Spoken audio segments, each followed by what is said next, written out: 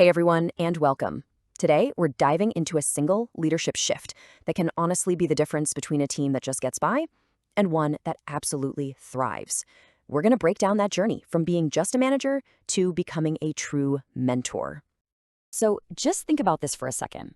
What if your team wasn't just meeting goals, but was consistently blowing them out of the water? What if you could inspire some serious loyalty and innovation and do it all without having to constantly look over their shoulder? Well, that's exactly the possibility we're going to explore today. Okay, look at this. On the left side, you've got a picture that's probably all too familiar, right? Burnout, stagnation, people leaving left and right. But on the right, that's the goal, an empowered, thriving team. The secret to getting from one side to the other isn't about working harder, it's about leading smarter. So first things first, we got to understand the problem. Let's talk about what we're calling the managerial maze and really dig into why that traditional top-down approach, well, why it just doesn't cut it anymore in today's world.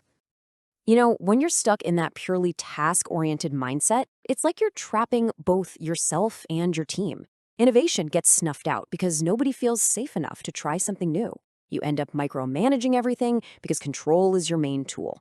And that leads, inevitably, to burnout, talented people missing out on growth, and yeah, that revolving door of high turnover.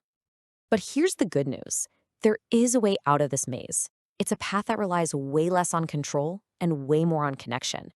It's a style of leadership that's, fundamentally more human. And because of that, it's so much more impactful. And that path, we call it the mentor paradigm. And listen, this isn't just about changing a few tactics here and there. No, this is a huge, fundamental shift in how you see your role as a leader. So let's get a clear baseline here.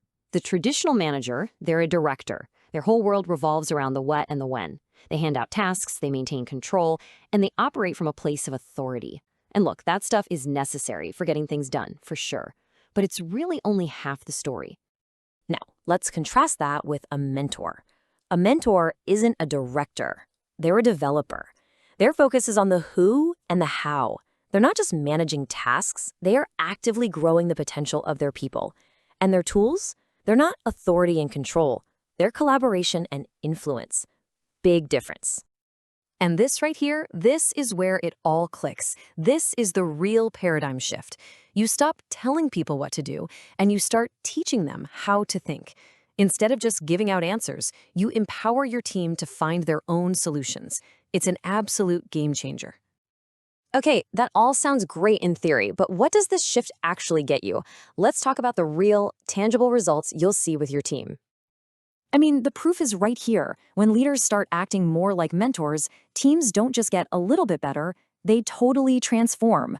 We're talking huge jumps in productivity, much sharper problem-solving skills, and a team that's way more resilient when things get tough. And this happens for a pretty simple reason.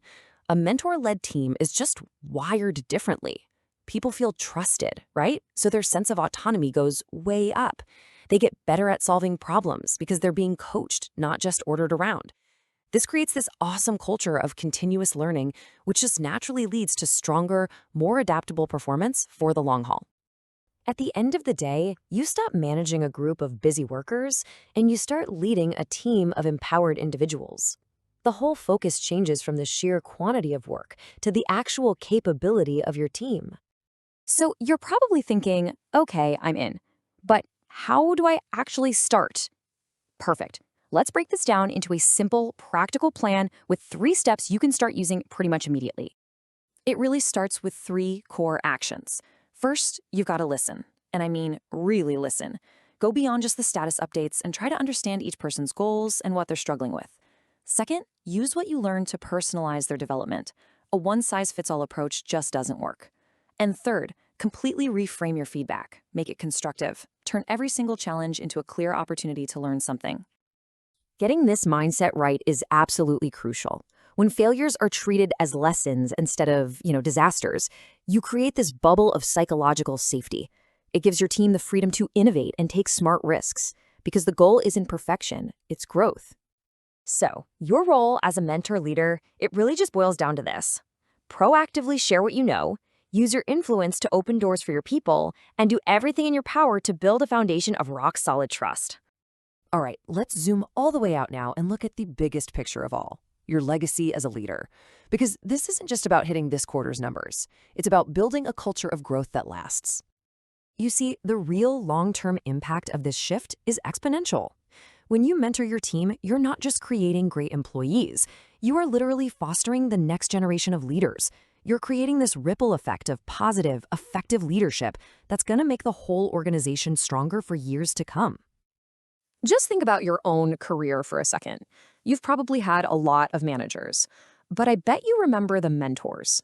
A great manager, well, they help you get the job done, but a great mentor, they can change the entire trajectory of your career and even your life. So we'll just leave you with this one final question to think about. When your time with this team is over and you've moved on, what will they remember about you?